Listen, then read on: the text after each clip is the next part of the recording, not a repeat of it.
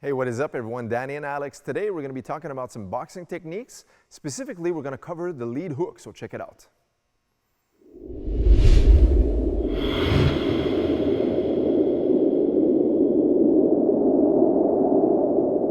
Alright, so here we go. We're going to talk about the lead hook. Of course, when we do the lead hook, generally we're going to be throwing it in a standard motion, the way we're going to teach you first. But I want to show some different variations that you can use in the hooking manner, right? When we throw that lead hook. So the first one is going to be the basic hook. Sometimes we call it the boxer's hook. So basically here, we're tilting our shoulder into the hook. What makes this hook happen and powerful and efficient is the rotation of the upper body. Watch my shoulders. As I throw the hook, you'll see now that you only see my lead shoulder, but the rear shoulder is now hidden. All right, so you want to torque your upper body into the punch. So as you're going to throw the lead hook, you're going to have a vertical fist and torque using the full upper body into the motion. So Alex is going to do a few repetitions here, that lead hook. And usually this is more of a shorter version of the hook. Sometimes you can get a little bit wider with it, but I like to throw it with a vertical fist. You can use a horizontal fist as well. Vertical fist is almost the best way because it's almost like you're pulling somebody, like you're pulling a cable or just throwing someone over your shoulder. That's what you want to visualize when you're throwing this hook. So a couple of things are happening here. Rotation of the lead foot as well as the knee, followed by the hip and the shoulder into your punch. And that is how you rotate, and make sure you always rotate the upper body into the punch before you return into your original stance. That's the first hook. All right, we're going to talk about a second variation. Okay, this time what we're going to look at is, I like to call it the snapping hook.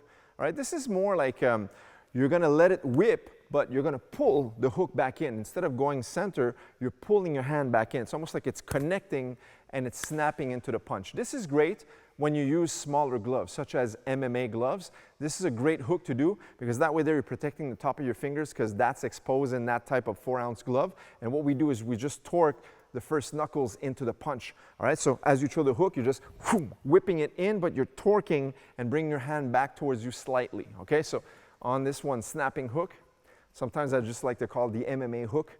All right, this is good with smaller gloves.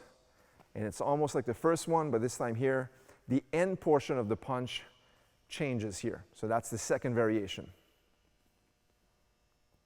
Now the next variation I'm going to talk about is more of a looping hook, or also known as an overhand style hook. All right, so this one here with our punch, we're going to loop it over. All right, so we're going to use the two first knuckles here and just jam it over. This is great when you have, let's say for example, a southpaw fighter, all right, and the glove is low, and now look, boom, you just loop it right over the top of the hand. All right, so this one here, overhand hook or looping hook, boom, step it across. It's almost of a hybrid between a straight jab and a hook punch. Perfect, and that's the third variation of our hooks. All right, on this next hook, this one is more geared to Thai boxing. All right, a lot of times when we do Thai boxing, we want to follow up with chopping leg kicks. So if I'm ending towards this side, it takes me a longer period to come back to the front and kick with this leg. So what's going to happen now is I'm going to use that hook and just whip it in without rotating the shoulder too much. Boom, as such. Right? It's more of a snapping punch right here. That way then my shoulders stay square and my low kicks stay available to shoot out at an instant, right on the glance. Right? So here, boom, and then boom, that kick comes right in. All right? So Alex, throw a few of those. Just boom. That's it. All right? So just pop that hook. See how the shoulder stays almost centered? And it's more of that distraction, but if it connects, it still has a lot of power because of the whipping effect. But what's good about it is you can stay square, great for Thai boxing, and also great for MMA. All right, our last variation of the hook, this one here is more of a feinting motion. It's the slapping hook. So as you come in, I'm going to leap, and I'm going to keep my palm open and just pop it in as such, right? It's almost like I'm striking with my palm. So if we're fighting here and I'm at a longer range, of course these hooks now are too short. So what I'm going to do to close the gap is just going to pop it in right here. So as I step it in with the palm, boom, that person gets knocked off balance or at least surprised, and it keeps them busy so that way I can close the distance and get the inside fighting. This is a great position, or a great technique I should say, for inside fighters. You want to fight inside the pocket using uppercuts and body shots. This is a great way to close that distance, all right? So a few of those, Alex. So right here. So this serves very well as a good feint, and you loop it in, and it's a fast motion where the person's gonna bring their hands up, sometimes they even close their eyes, and boom, either the right hand or uppercuts, body shots, and even low kicks. All right, so just to recap, we have our 5 punches. The first one is the boxer's hook, where we really rotate the shoulders, boom, into the punch, shorter version of our hook. And then we have the second one where we're actually going to snap it in, more of an MMA style. This is if you have smaller 4-ounce gloves.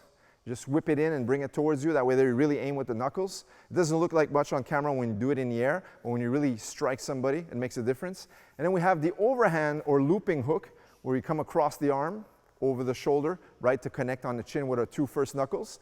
And then we have the Dutch style hook, where we just, boom, torque our shoulder in, so that way they're going to follow with a strong low kick, so our hips and our shoulders stay square.